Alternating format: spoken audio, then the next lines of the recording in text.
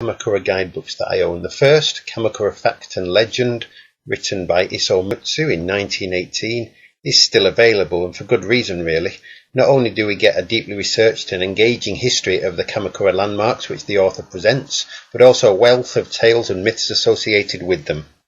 It's also a nice surprise that while not every temple, shrine or landmark mentioned still exists, the vast majority of them do.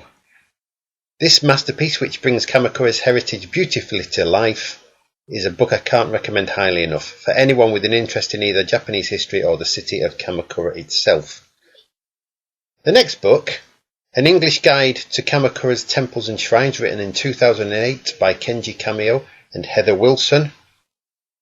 like its illustrious predecessor, gives a thorough description and history of dozens and dozens of temples and shrines, some famous, some not so well known.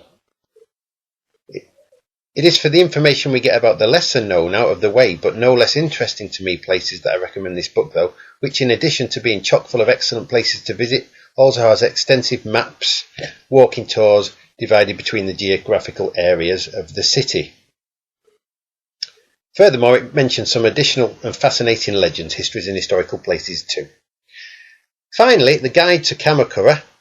written in 2014 by Akemi Ohno, while not quite as clearly laid out as Kamio and Wilson's book, goes into greater depth regarding Kamakura's non-religious sites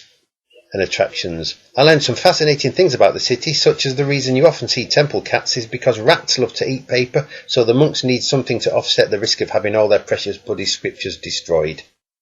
Also, it's the best book to buy if, in addition to temples and shrines, you want to know about Kamakura's cuisine, shops, business, notable buildings and residents and museums, and the numerous colour photos taken by Akemi Ohno herself are first